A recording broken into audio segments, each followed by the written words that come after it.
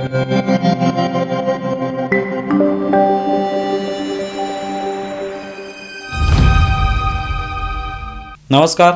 News डंकामध्ये मी महेश विचारे आपल्या सगळ्यांचं मनपूर्वक स्वागत करतो. मित्रांनो, राष्ट्रपती पद हे एक शोभेचं पद आहे असं म्हटलं जातं. म्हणजे गेल्या अनेक वर्षांपासून, म्हणजे जेव्हापासून भारत स्वतंत्र झाला तेव्हापासून राष्ट्रपती पद या पदाकडे एका वेगळ्या दृष्टिकोनातून आपण पाहत असतो. म्हणजे त्यांचा जनसामान्यांशी फारसा काही संबंध नाही आहे किंवा त्यांची जनसामान्यांची नाळ जोडलेली नाही आहे, अशा पद्धतीचं एक पद आहे, अशी एक मान्यता आहे किंवा असं मानलं जातं किंवा असं दिसतं आपल्याला. प्रत्यक्षामध्ये राष्ट्रपती हे सुद्धा, म्हणजे त्या महिला असतील किंवा पुरुष असतील, तर त्या जनसामान्यांमध्ये मिसळू शकतात. त्यांची नाळ जी आहे ती त्यांच्याशी जोडली जाऊ शकते. त्यांचे जे प्रश्न आहेत ते त्यांना समजून घेता येऊ शकतात.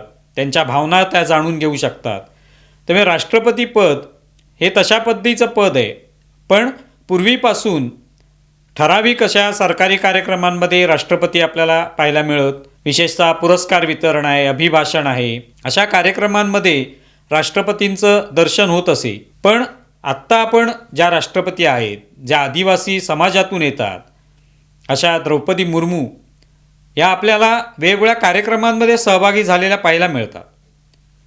आत्ता सध्या त्या उत्तर प्रदेशमध्ये आहेत आणि उत्तर प्रदेशमध्ये मथुरेच्या दौऱ्यावर असताना त्यांनी गोवर्धन परिक्रमा केली. 21 किलोमीटरची गोवर्धन परिक्रमा आहे ती. आणि ती करताना त्यांनी काही भाग त्यातला किंवा काही टप्पा जो आहे तो पायी चालत केला. आणि ते चालत असताना त्यांनी अनवाणी पायांनी ही परिक्रमा करण्याचं ठरवलं. तसे व्हिडिओसुद्धा समोर आलेले आहेत. पहिल्यांदाच अशा पद्धतीने एखादा राष्ट्रपती किंवा या पदावर बसलेली व्यक्ती अशी परिक्रमा करताना पाहायला मिळाली. म्हणजे हा एक भारताच्या आत्तापर्यंतच्या स्वातंत्र्यानंतरचा जो इतिहास आहे भारताचा, त्याच्यामध्ये पहिल्यांदाच असा राष्ट्रपती आहे ज्याने ही परिक्रमा केलेली आहे. आणि त्यामुळे प्रथमच आपल्याला राष्ट्रपती 21 किलोमीटरची ही गोवर्धन परिक्रमा जी आहे ती करताना पाहायला मिळतात. थोडंसं आश्चर्यही वाटतं आपल्याला की राष्ट्रपती पदावर असलेली व्यक्ती सर्वसाधारणपणे लोकांमध्ये मिसळत नाही किंवा अशी परिक्रमा करताना तर अजिबातच दिसणार नाही, आणि त्यातही ती अनवाणी.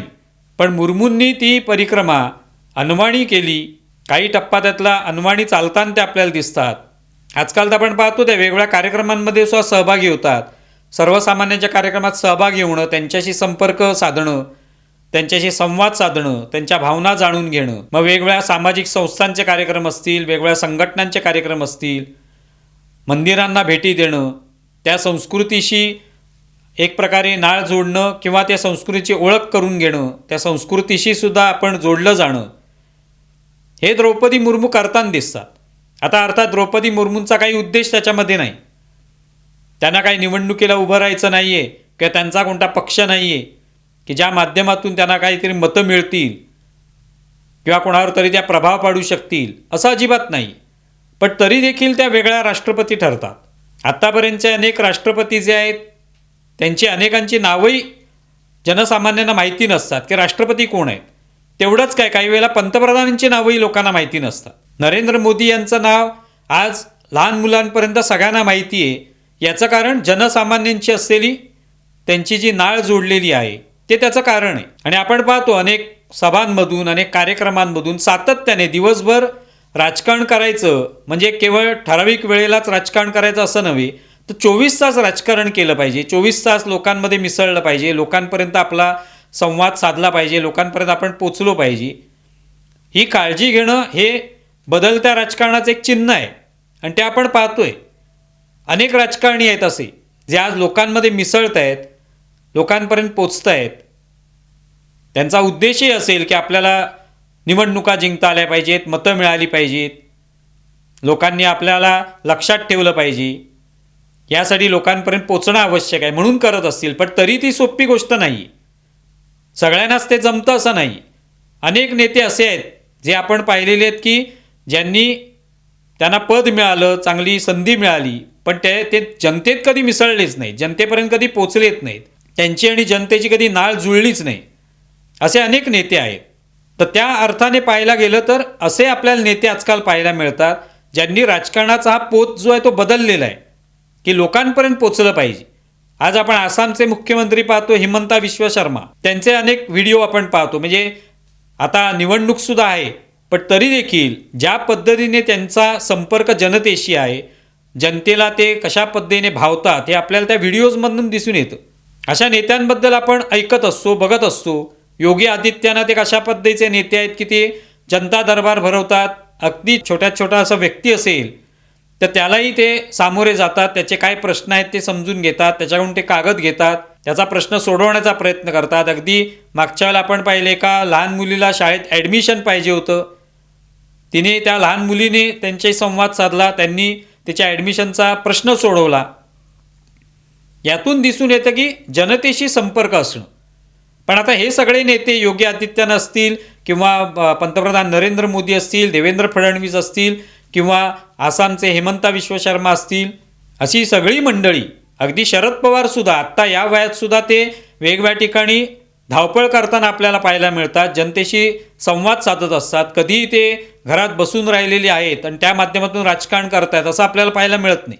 म्हणजे काही असे नेते आहेत की ज्यांना सातत्याने जनतेशी संपर्क ठेवायचा आहे, त्यातून भारत जो आहे तो ओळखण्याचा प्रयत्न ते करत असतात.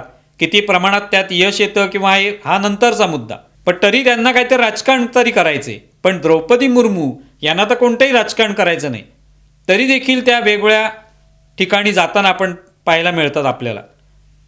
आत्ता तर आपण पाहिलं मध्यंतरी पश्चिम बंगालमध्ये त्या गेल्या होत्या आणि त्यावेळेला त्यांचं स्वागत करण्यासाठी पश्चिम बंगालच्या ज्या मुख्यमंत्री आहेत ममता बॅनर्जी ह्या तिथे आल्याच नाहीत किंवा मुख्य सचिवसुद्धा आले नाहीत. त्यावर ममता बॅनर्जींनी सांगितलं की निवडणुकीच्या काळात आल्यामुळे मी काय त्यांना भेटायला जाऊ शकले नाही, त्यांचं स्वागत करू शकले नाही. आता कदाचित त्यांनी एक मार्ग शोधला असेल त्यापासून दूर जाण्याचा, पण तरी एक जो राजशिष्टाचार असतो तो त्यांनी पाळला नाही.